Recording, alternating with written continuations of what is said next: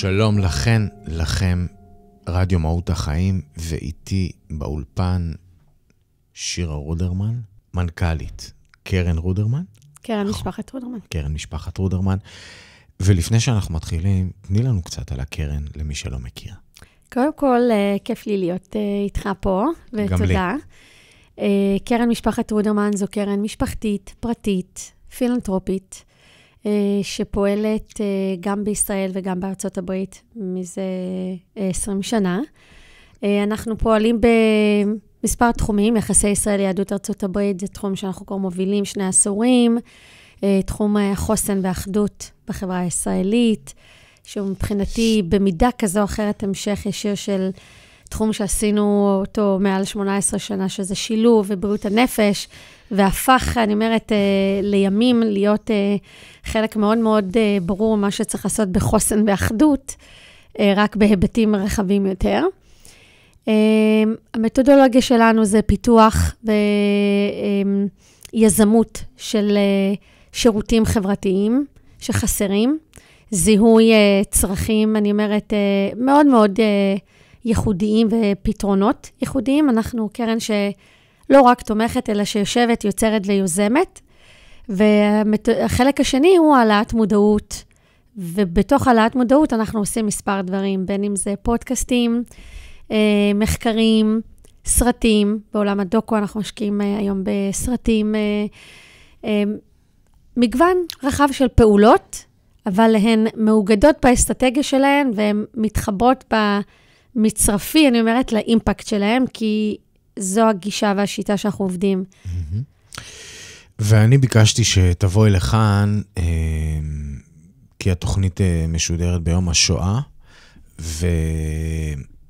ובגלל שבאמת חלק משמעותי באג'נדה שלכם, זה העבודה עם יהדות ארצות הברית וחיזוק הקשר בין הקהילה בישראל לבין הקהילה היהודית בארצות הברית. אז רציתי לדבר קצת על מה שקורה ביתר סט מאז 7 לאוקטובר 23, והסתכלתי קצת בנתונים שתופעות ותקריות אנטישמיות עלו בצורה מטורפת. מזוויע. בכל העולם ובטח בארצות הברית. אנחנו מדברים על אלפי מקרים. נכון. ורציתי לשאול, גם קצת שניכנס לעובי הקורה, ננסה להבין את הדבר הזה, וגם נראה מה אתם עושים בעניין הזה. בשמחה. וגם קצת אנחנו תמיד בסוף, לא משנה מה, אנחנו, איך אמר ליאונרד כהן, בכל דבר יש סדק שדרכו יכול האור להיכנס. לחלוטין. אז אנחנו תמיד מחפשים את הסדק, מסתכלים למציאות בעיניים, לא חיים בללה-לנד, אבל מחפשים את הסדק. זאת העבודה שלנו, וגם נראה לי שלכם. משתדלת, כן. אנחנו בהחלט משתדלים. כמו שאמרת, קודם כל אנחנו, אני כשירה, ואני אומרת גם קרן רודרמן, אני אומרת, יש קצב לעולם, יש כל אחד והאמונה שלו, אני אדם מאמין, יש מי שמנהל את העולם, ואנחנו כלים ושחקנים בתוך הסיפור הזה. והתפקיד שלנו זה לעשות טוב כדי שנחיה בעולם טוב יותר. ולעיתים, והסיבה שאני מתחילה מזה, כי לעיתים הדברים הגדולים, כמו חוסן, כמו אחדות, כמו אנטישמיות, נשמע גדול לאנשים, זה נשמע מעליהם, ואתה שואל את עצמך כבן אדם פרטי, מה אני יכול לעשות? למה? והתשובה היא, באמת, כשאתה אומר, כמו שאתה אומר, הסדק, זה כל אחד מאיתנו, יש לו מקום בסדק הזה.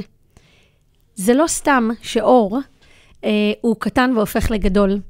ואני יודעת, אני אומרת באמת שהמושגים האלה מאוד מאוד גורמים לאנשים ללכת בתוכם לאיבוד. אבל אני אומרת, בסוף, כמו שאני אומרת לילדים שלי, כל אחד והמעשים שלו, אתה תעשה טוב, המקום סביבך, העולם, האמת מידה שלך תהיה טובה יותר, וביחד העולם יהיה יותר טוב. נכון, הסוגיות הן מעלינו, הן כל כך גדולות ועמוקות היום.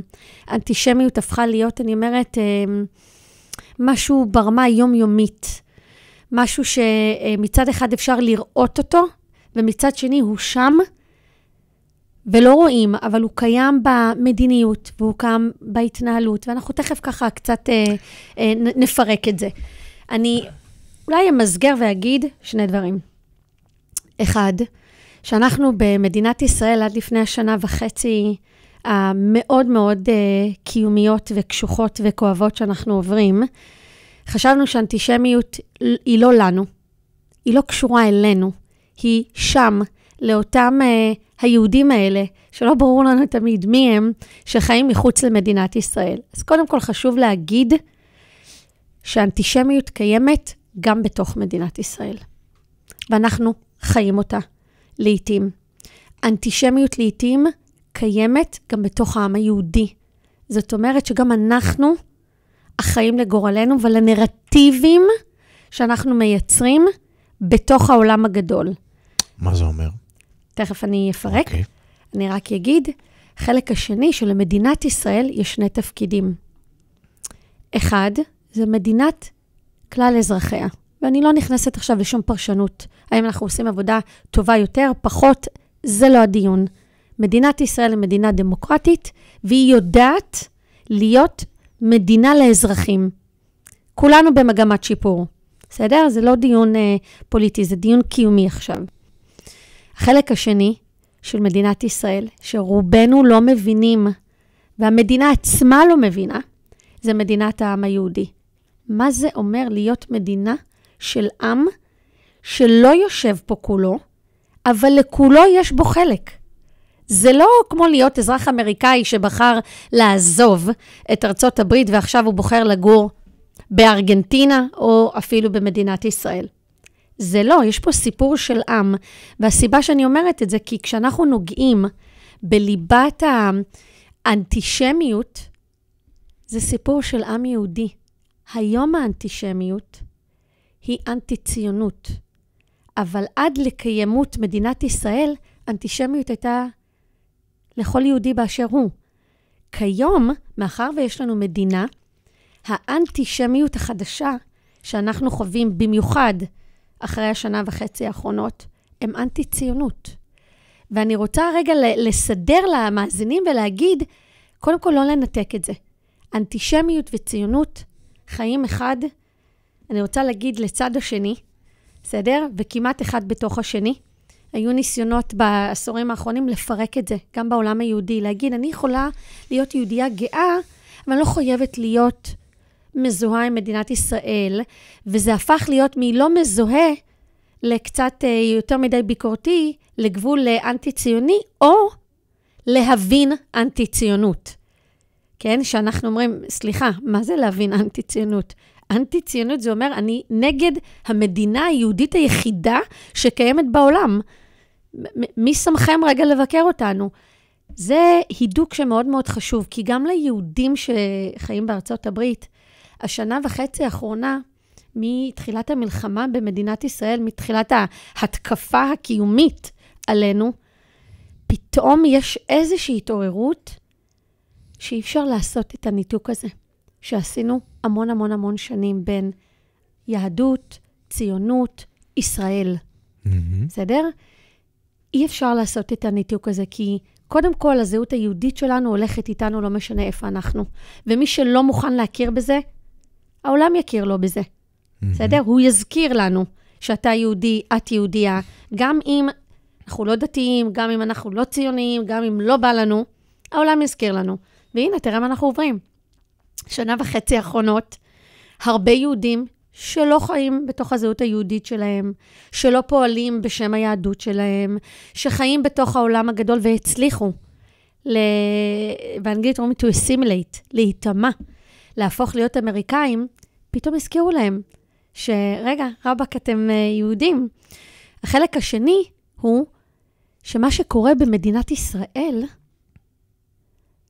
הוא בגורל שלנו, אנחנו מושפעים ממנו אחד מהשני. זאת אומרת, יש פה מלחמה, יש פה התקפה קיומית על מדינת ישראל ועל העם היהודי, וזה באופן מיידי, באותו יום משפיע על אותם יהודים שלא יושבים במדינת ישראל.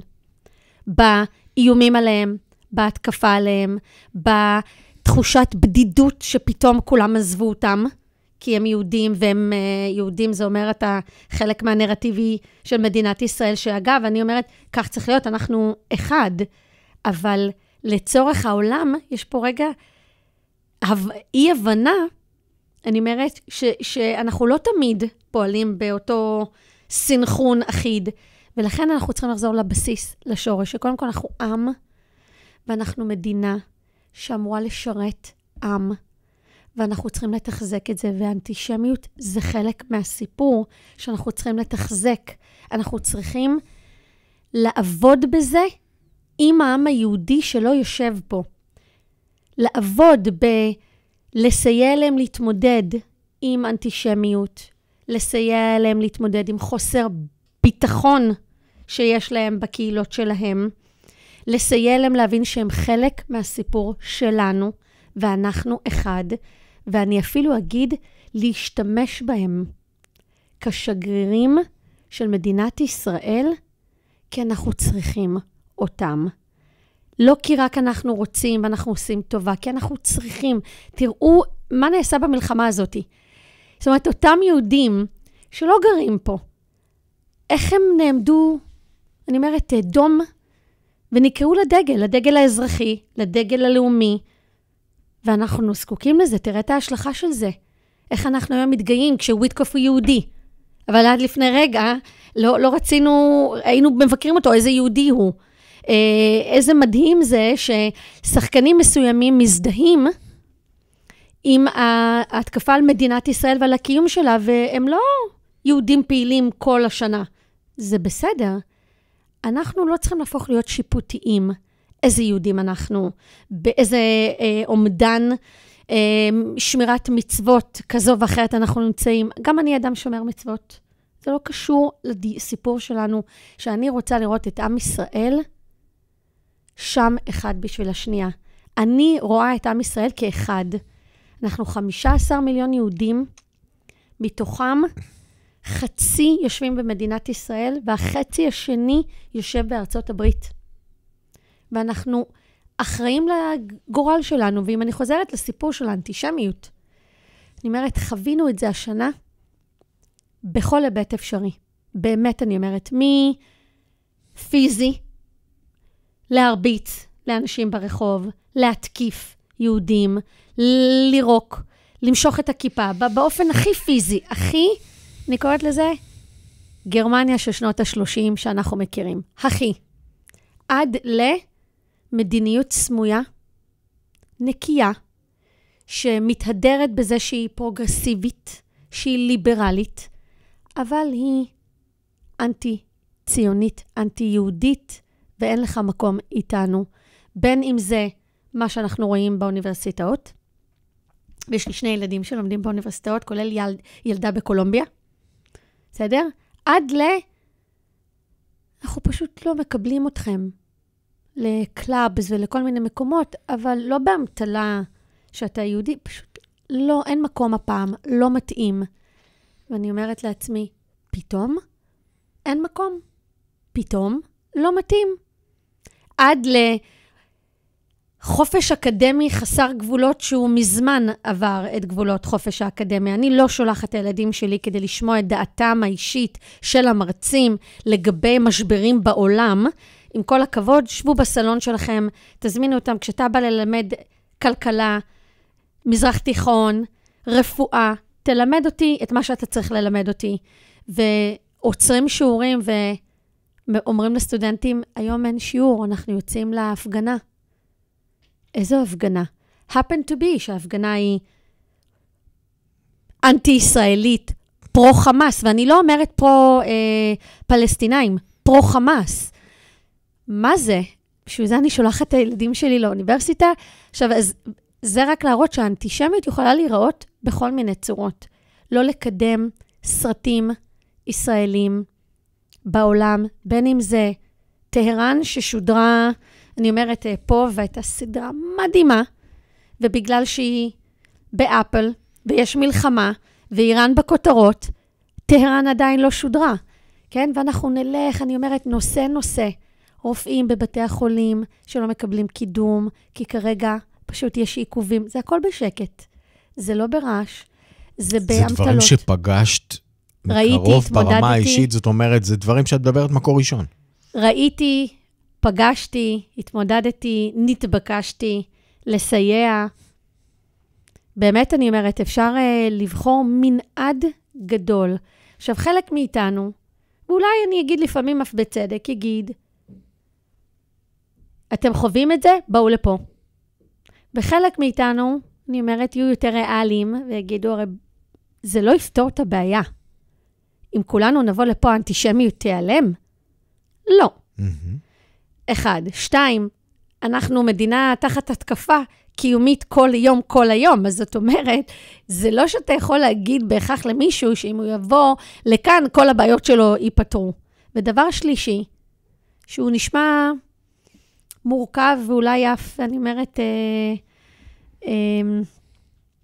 פחות פופולרי בעולם היהודי להגיד אותו, אני לא אומרת בחברה הישראלית, בעולם היהודי, ואני אולי ידועה קצת בדעות הפחות פופולריות שלי בהקשרים האלו, זה שאני חושבת שמתוך אני יודעת, לא רק חושבת, שמתוך הכאוס המאוד מאוד גדול, והכאב והפגיעות שאנחנו נמצאים בה בעולם היהודי, בארצות הברית בעיקר היום, אני רגע מתייחסת, השינויים שיקרו כתוצאה ממה שאנחנו עוברים, יטיבו עם ארצות הברית, ואני אסביר את הדוגמה.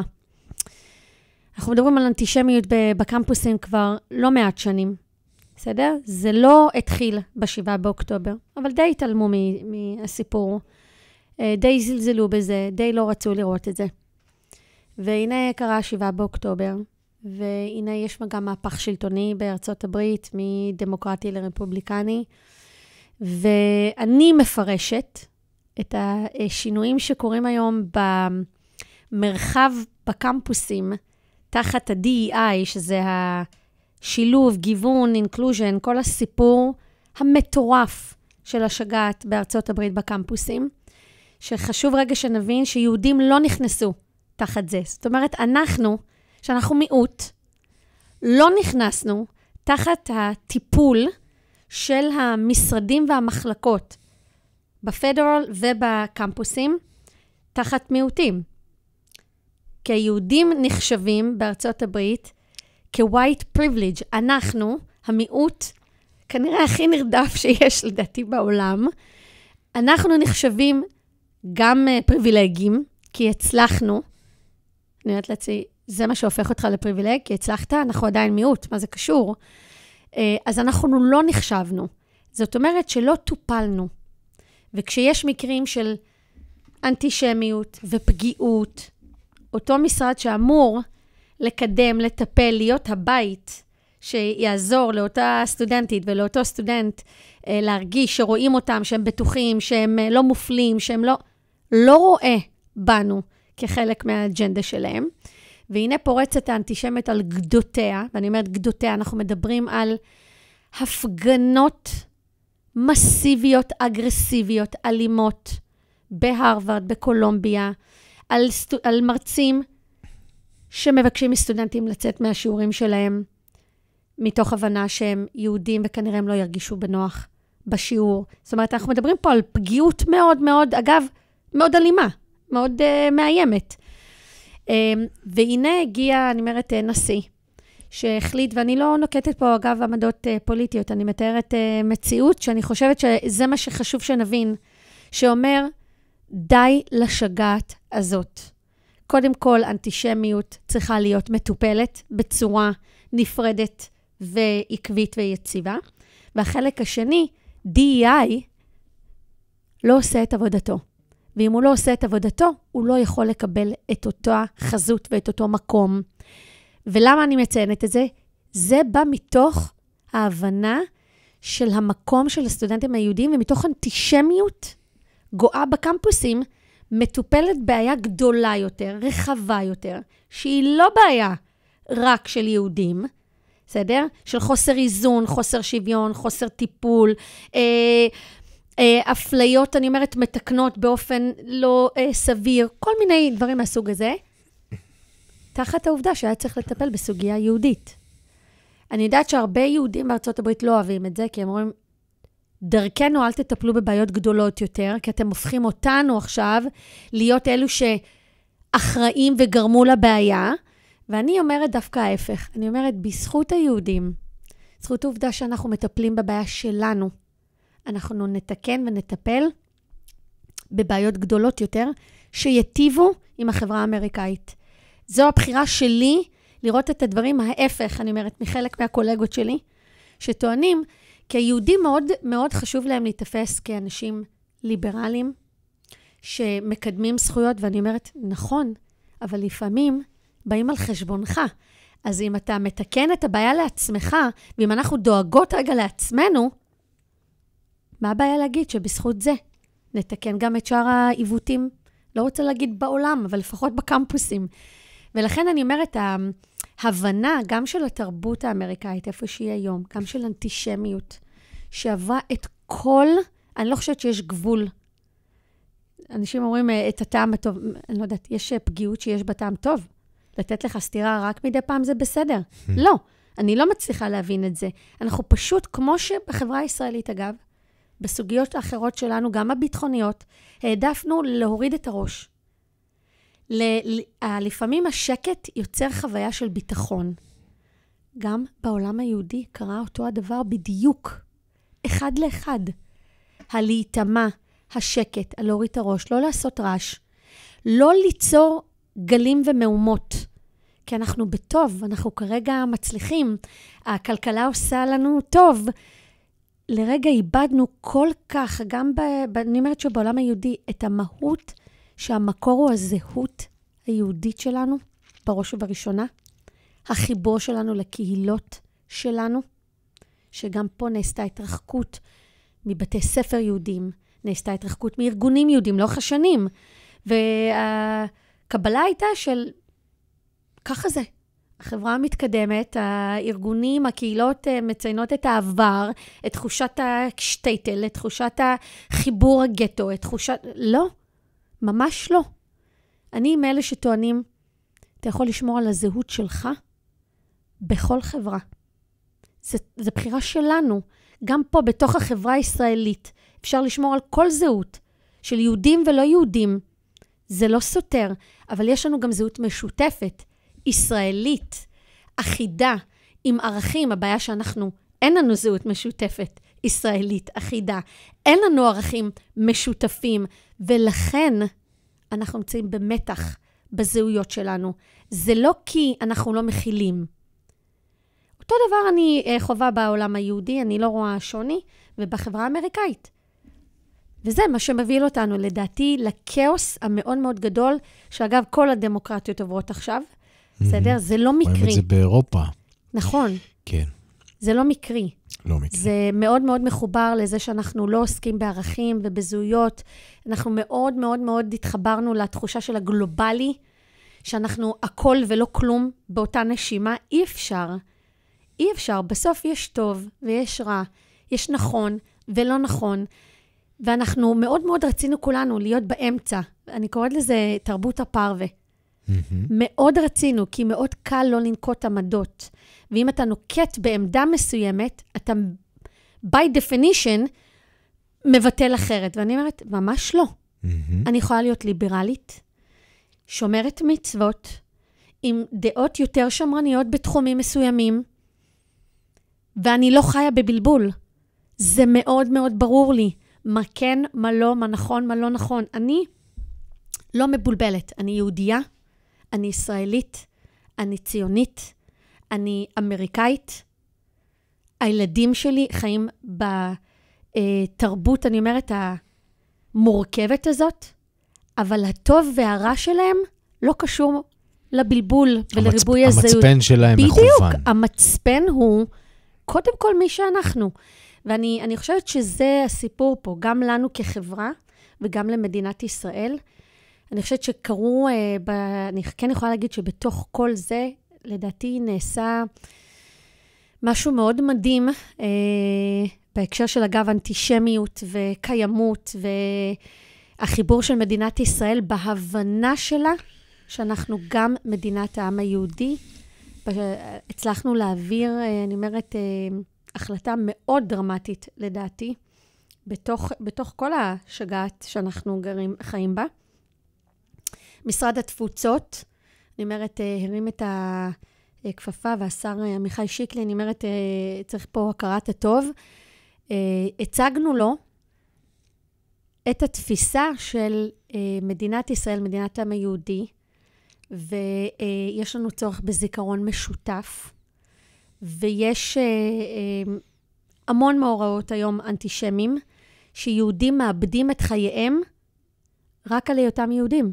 זאת אומרת, זה פעולות טרור ואיבה לכל דבר ועניין. ובשותפות עם ההסתדרות הציונית, קידמנו יוזמת, אני קורא לזה יוזמת הזיכרון, Remembering Together, זוכרים ביחד, שמדינת ישראל העבירה בקבלת החלטת ממשלה, שהיא מכירה בנפגעי פעולות אנטישמיות, טרור, באופן ממלכתי בלבד, הכרה ממלכתית, שזה בסדר גמור, אנחנו לא מדברים על אזרחים ישראלים, מדברים על יהודים שנהרגים ונרצחים. ומדינת ישראל, החל מהשנה הקרובה, תכיר באותם נופלים, באותם נרצחים, וזה אומר שאנחנו מחברים את תפיסת העם היהודי לתפיסה אחת, את תפיסת הזיכרון לתפיסה אחת. איך זה יבוא לידי ביטוי? בהכרה בטקסים, אנחנו משיקים אתר, והמדינה, אני אומרת, אין אותו של כל מי שנרצח בפעולות אנטישמיות.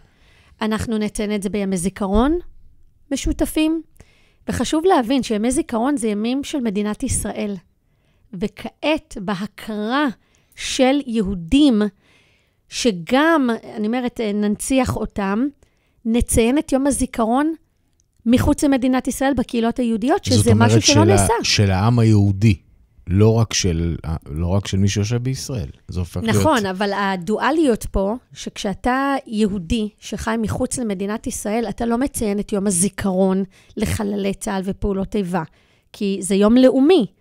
לא, אני שואל, אני לא יודע. כן, יהדות התפוצות לא ציינה את זה עד היום? לא, כי זה יום לאומי למדינת ישראל. לא היה אלמנט של הזדהות? אולי לאנשים מסוימים שהילדים שלהם חיילים בודדים, או שמצאו, יש להם בן משפחה כאן שנפל או נפלה, אבל זה יום לאומי, זה לא יום יהודי. בסדר? והחשיבות של המהלך הזה עכשיו, מחברת, מעודדת, מאלצת, בסדר? כל אחד יבחר את הדרך שלו להתחבר לזה. לציין את זה ביחד, גם מחוץ למדינת ישראל. וזה, אני אומרת, הסיפור של העם. אז אתה לוקח אנטישמיות שלכאורה לא שייכת למדינת ישראל, לכאורה, ממש. ואתה לוקח יום הזיכרון שמאוד נמצא פה, אני אומרת, בטבור של כולנו, שאנחנו כולנו מחויבים ליום הזה, בלי שום, אני אומרת, סייגים. ויש כל מיני דרכים להיות מחויבים, לכבד שהיום הזה קיים, להזדהות, להכיר, בסדר? כל אחד ייקח את זה לדרך שלו. ופתאום אנחנו מחברים את שני האלמנטים האלה יחד. יחד דרך זיכרון הכרה ממלכתית. לסיפור של עם. כך לדעתי אנחנו גם צריכים להתייחס לסוגיית, אני אומרת, האנטישמיות באופן רחב. אחד זה דרך זיכרון, ושתיים זה דרך חינוך. ושלוש זה יהיה דרך ביטחון, שאנחנו צריכים היום להבין שלמדינת ישראל יש יכולת משמעותית להיות חלק פעיל מהקהילות היהודיות בחיי היומיום שלהם, דרך הבנה של כמה אלמנטים של ביטחון, של חינוך, של זהות, כי בסוף אנחנו, אני אומרת, בגורל משותף, ותלויים אחד בשנייה. והדבר השני זה כשאנחנו בקאוס, ואנחנו בקאוס, נכון? מי עומד לצידנו? בכל המובנים. גם ההסברתיים וגם הכלכליים. העולם היהודי. זאת אומרת, המלחמה ב7 באוקטובר, תוך חצי שנה הגיע לפה מיליארד, 3 מיליארד, זה 7 מיליארד שקלים, זה מיהדות העולם, בעיקר יהדות ארצות הברית. זאת אומרת, ואנחנו היינו זקוקים, אני אומרת, לכסף הזה כאוויר לנשימה ברמה, אני אומרת, הכי פרקטית, מביטחון, אוכל, רפואה, זאת אומרת, אי אפשר להסתכל על שותפות רק כשטוב ורק כשנוח. שותפות תלויה בזה שיש לנו סיפור מארגן, ערכים משותפים ומטרה משותפת. נדמה שהתבהר גם מאז השביעי באוקטובר, שאין מקום בטוח ליהודי בעולם, זאת אומרת, בלי מדינת ישראל כעוגן, כבית. נכון. אם לא תהיה מדינת ישראל, אף יהודי בעולם לא יהיה לו, את יודעת, זה גם כשהוא חי בתפוצות, בחול, הוא צריך את הקיום. החשיבות של המדינה ביכולת לשמור, על האינטרס. להגן, כן, ולהיות המקלט גם אם לא הפיזי. נכון. זה כמו מקלט מדיני. מקלט ושופר, נכון. בדיוק. זה עוד יותר חידד את העניין הזה,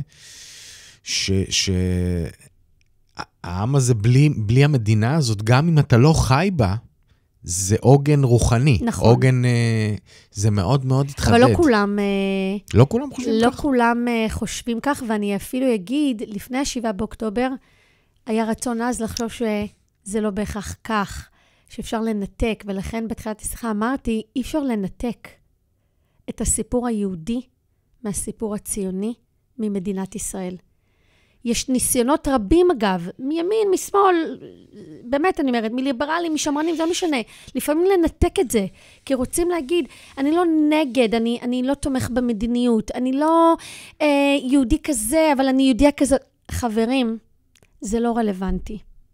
כל אחד את הבחירות האישיות שלו יעשה, אני אומרת, עם עצמו. אבל הסיפור קשור. אנחנו לא יכולים לנתק את מדינת ישראל מהעם היהודי, אנחנו לא יכולים לנתק את הציונות שלנו, שזה בעצם קיימותה של מדינת ישראל, מהסיפור היהודי שלנו בתפוצות. ובדיוק כמו שאתה אמרת, הקיימות של מדינת ישראל היא הביטחון הקיומי, הלאומי והמארגן. אפילו הידיעה שיש לאן לברוח. בדיוק, המארגן. זה הסיפור. תראי, דיברת על העניין הזה של אנטישמיות, שהיא אנטי-ציונות בעצם, מה7 באוקטובר. והרי אפילו האיראנים אומרים, תשמעו, אין לנו שום דבר נגד היהודים, ויש לנו נגד הציונות. לא יודע, חקרתי אתמול בתוכנית אחרת את כל העניין של הגזע הארי, ומסתבר, את מכירה בטח את הסיפור שיש לו גם קשר לאיראן. ברור. הרבה אנשים לא למה יודעים את זה. יש זהות... אני קוראת לזה במטרות שלהם להשמידנו, זה לא סתמי. כן, גם זה המילים, זה אריאן, זה, כן, זה סיפור שלם. אבל מה שאני אומר זה אוקיי, אז ההבחנה, האנטישמיות הרי לאורך הדורות, לאורך ההיסטוריה, הייתה נגד השבטים השמים, והרדיפה היהודית אפשר להסתכל עליה מכל מיני היבטים, זה מהסיפור הדתי הנוצרי, של ישועה וכל הזה, וכל הסיפור הזה, עד גרמניה הנאצית, שראתה בשמים גזעים נחותים וכולי, אבל כאן כאילו זה סיפור של משהו, את אומרת, אידיאולוגי, זאת אומרת, זה פחות יהודי, זה יותר אנטישמיות, אנטי-ציונית. אז יש, כמו שאתה אומר, הספרות מחולקת לשניים. הקלאסית, האנטישמיות הקלאסית, שהיא, אני אומרת, מה שציינת, ידועה, אני אומרת, לכולנו יותר, נטועה בנרטיבים הדתיים, והיא נחשבת, מייצגת בעיקר את העולם הימני, השמרני, שזה משהו שרובנו מכירים. לימים, האנטישמיות שאנחנו חווים היום, היא בעולם, אני אומרת, של אידיאולוגיות נאורות, בסדר? אנחנו קוראים לזה אנטישמיות מהשמאל, שבאמת חובה את עצמה כנאורה ליברלית מתקדמת, ובאמתלות של אידיאולוגיות שונות, אני אומרת, הם נותנים לנו, אני אומרת, לחוות אנטישמיות באותה מידה ובאותה עצימות, רק מטיעונים שונים, שהם טיעונים יותר אקדמיים, נאורים, מתקדמים לעניות דעתם. בעיניי שום דבר בזה לא נאור, כן? וזה מוכח. אנחנו לדוגמה, לפני שנתיים עשינו מחקר מי ידע שתהיה המלחמה, אני אומרת, שהתבסס, רצינו לבדוק מה הקשר בין מה שנעשה בטוויטר לאנטישמיות. בסדר? ובחנו בדיוק את הנושא הזה, אגב. מה הקשר בין מה שהשיח ברשת לבין מה שנעשה במציאות, אמירות שנאמרות מהנרטיב הקלאסי, לאמירות שנאמרות מנרטיב, אני אומרת, המתקדם, הלא קלאסי, הליברלי, ומצאנו, אני אומרת, שני דברים. קודם כל, שזה מגיע לאותה תוצאה. בדיוק. לאותה תוצאה. זאת אומרת, שאנטישמיות קלאסית ואנטישמיות עכשווית, מביאים אותנו לאותה מציאות שאנחנו חווים. 1, 2, מה שנעשה ברשת, שתמיד אנשים אמרו, אנשים הם גיבורים אחרי מיקרופון ומסך, אבל במציאות הם לא מתנהגים ככה. הוכח על ידי מחקר שזה לא נכון. מה שנעשה ברשת, האיומים שקורים, אפרופו המלחמה, אגב, אפשר להגיד, אימו עלינו, אמרו לנו, זה לא היה סתם. קורה במציאות ברמה פיזית. ראינו את הקורלציה בין פגיעות ברשת לפגיעות פיזית. והדבר השלישי שראינו זה שהאנטישמיות הפכה להיות אנטי-ציונות. זאת אומרת שהיכולת שלהם להוזיז את זה ולהגיד, אנחנו לא אנטישמים, האנטישמיות העכשווית, הליברלית, המתקדמת, אנחנו לא אנטישמים, אנחנו רק אנטי-ציונים, הוכח שזה בסוף מביא לאותה תוצאה, זה לא ממש אנטי-ציונים. עכשיו, בוא נסביר מה זה לאנשים אנטי-ציונים. זה אומר שאין לי בעיה איתך כיהודי או איתך כיהודייה, יש לי בעיה עם המדיניות של מדינת ישראל. יש לי בעיה... או עם הקיום שלה. ואז אני רוצה להוסיף, מה זה מדיניות? זה עם הקיום. כי מי שמכם לבוא ולהגיד לנו איזו מדיניות? הרי מה אני אומרת? אני אומרת, אני אנטי... לא יודעת, איטליה בגלל מדיניות? לא. אני מכירה באיטליה או לא מכירה באיטליה. פעם היא תהיה ימנית, פעם היא תהיה שמאל, פעם היא תהיה יותר איטי, פעם... זה הפך להיות שישראל והיותנו יהודים פתוחים לדיון ולביקורת. עכשיו, אנחנו צריכים רגע להבין שהעולם המתקדם, ואני רגע מתייחסת לארצות הברית, מודה היום שהם תופסים את ישראל לערכים וקנה מידה שונה ולא שוויוני עם מדינות ועמים אחרים. זאת אומרת, מצד אחד אנחנו מרגישים אי נוחות מאוד גדולה להגיד, אנחנו העם הנבחר, כי איך אנחנו מתנסים ואיך אנחנו מעיזים, ומצד שני, העולם אומר לנו, סליחה, אנחנו כן מודדים אתכם באמות מידה שונות. אמר את זה הניו יורק טיימס, רק לא מזמן. אומרים את זה באום. של ערכים? בטח. לא סתם אני אומרת, אנחנו סובלים יותר, או סובלים, אני אומרת, פחות במקרים מסוימים, כי תופסים אותנו ברמה הערכית אחרת. ואני אומרת, זו הזיה, אבל ככה העולם תופס אותנו. אז קודם כל, אם העולם תופס אותנו, אולי גם אנחנו צריכים רגע לקחת אחריות ולהגיד, להפסיק להתבייש ולעמוד את עצמנו בקנה מידה, אני אומרת שהעולם, או שאנחנו אומרים לעולם, לא, סליחה. אין מצב שאתם שופטים אותנו, מודדים אותנו בקנה מידה שונה, ולהתנהג באותו קנה מידה שהעולם מתנהג. עכשיו, באמת, יש לזה השלכות. זה אומר בקרב, בשטח, בכלכלה ובחסד, אנחנו כנראה צריכים להחליט איפה אנחנו נמצאים, ואי אפשר להחזיק את שניהם. גם להיות החסידים הגדולים של העולם, וגם מצד שני, לתת לעולם להתאמר בנו. זאת אומרת, אי אפשר. בסוף אני אומרת, הפער והאמצע לא עובד. הייתי שם אותך שרת החוץ, או מינימום שרת התפוצות. אני יכולה להגיד רק דבר אחד, אני לא חיה בעולם הפוליטי, אבל אם מדינת ישראל או העולם היהודי יקרא אותי לדגל, אין דבר בעיניי יותר חשוב מזה. ואני אולי אסיים ואגיד... תני לנו איזה משהו גם אופטימי לסיום. קודם כל רק אופטימי, זה בדיוק מה שרציתי להגיד. חשוב שנדע, קודם כל שאנחנו באמת עם עם חוסן מאוד מאוד מאוד משמעותי. וחזק. אנחנו נצא מזה. זה לא קלישאה, כי אני חושבת שזה הסיפור של העם היהודי. זאת אומרת, ההיסטוריה הוכיחה, העם היהודי הוכיח, שמכל טרגדיה וטראומה, אנחנו נצמח ונצא. ואני באמת מאמינה בזה, כי אנחנו רואים קודם כל את המצפן, אני קוראת לזה החברתי, האזרחים. אנחנו ננקה וקשה לנקות. זה לא שזה קל ולא כנראה אפשרי לעשות את זה בכל רגע נתון. החברה האזרחית, העם היהודי, אני אומרת, נקראים לדגל. נקראים לדגל, רוצים להיות במקום ערכי, מאוד מאוד, אני אומרת, נכון ומותאם. רוצים לחוות אחדות. רוצים, ואני רואה את זה, אנחנו פועלים בשטח בחוסן ואחדות, ואני אומרת, הציבור קמה לזה, רוצה את זה, מוכן לזה.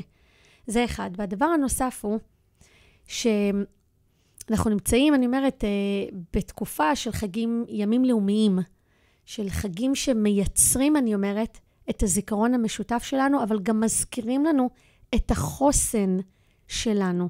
זה לא רק להתעסק בזיכרון שהוא כואב ועצוב, שהיינו חשופים, שאני אומרת, באו לכלותנו, אלא גם בתקומה, כי בסוף הקמנו מדינה אחרי שואה.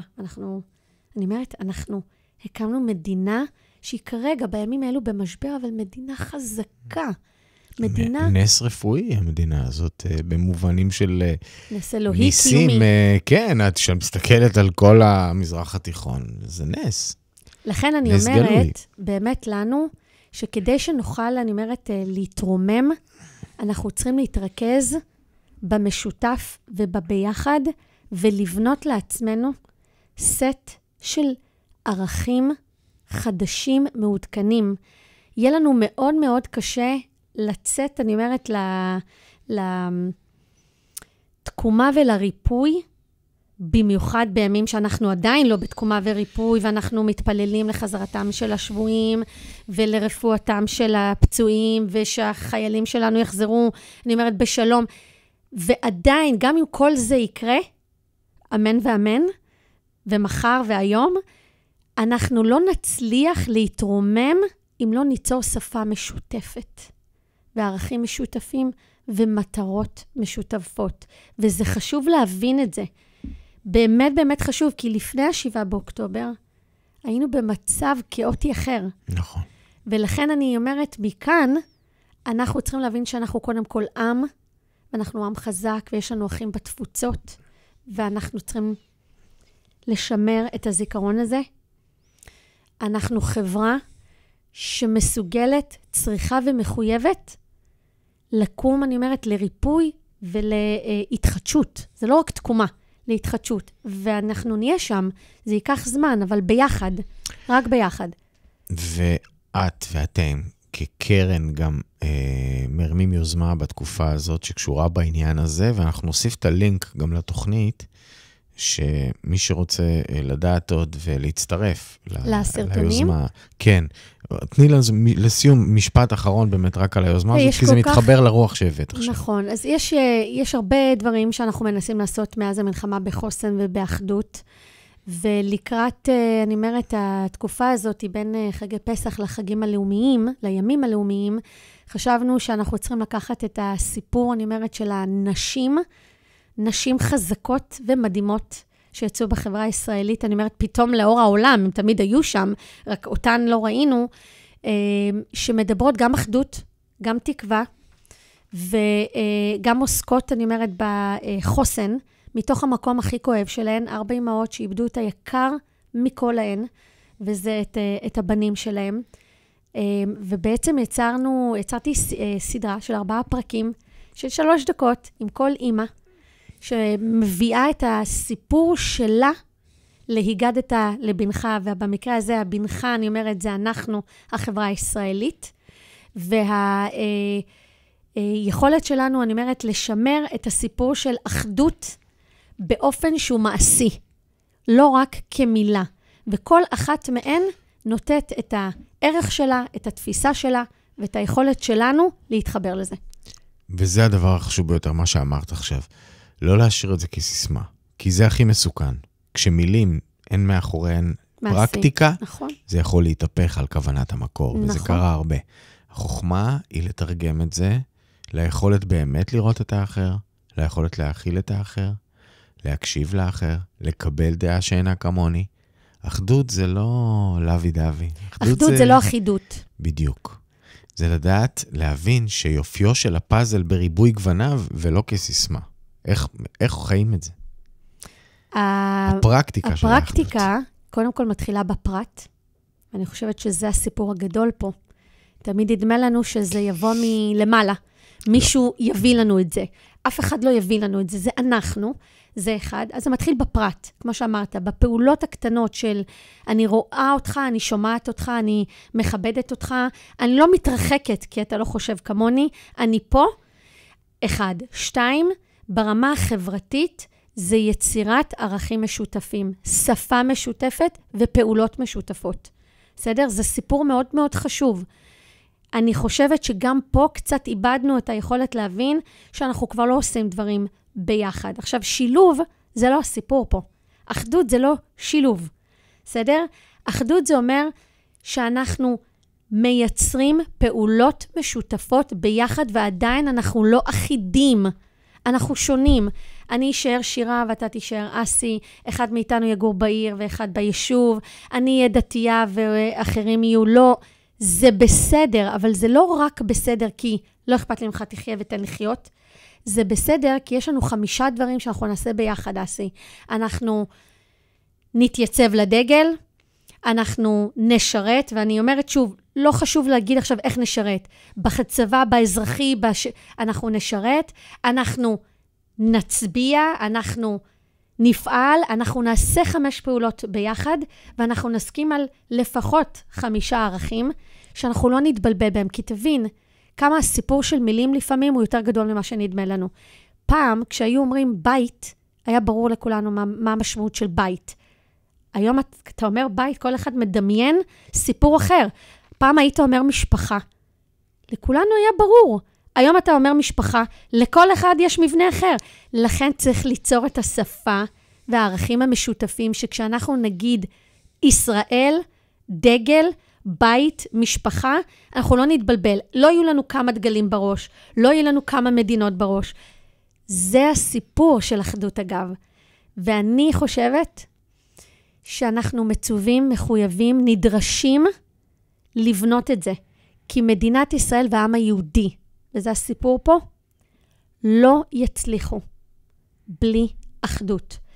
ואני אומרת, ראינו כבר חורבן, אנחנו רגע מהמצוק של החורבן הבא, אם לא כבר בתוך החורבן עצמו, לא נקום אם לא נבין שאנחנו ביחד, לא הולכים לשום מקום, זה הבית, זה העם, ומפה יהיה גם עם ישראל חי, וגם מדינת ישראל שתהיה חברה למופת. שירה רודרמן, מנכ"לית קרן רודרמן, אישה רוח, אומרים אצלנו. תודה. תמשיכו בעשייה המבורכת. תודה על השיחה הזאת. תודה על הדברים החשובים. על העשייה למען העם היושב בציון, והעם היושב במקומות אחרים, בארצות הברית ועוד. תודה. שנדע ימים טובים ובשורות טובות. אמן, אמן. וזהו, תודה לכם על הצפייה, על ההאזנה. מקווה שלקחתם לפחות דבר אחד מהתוכנית הזאת, אם לא 5. להתראות.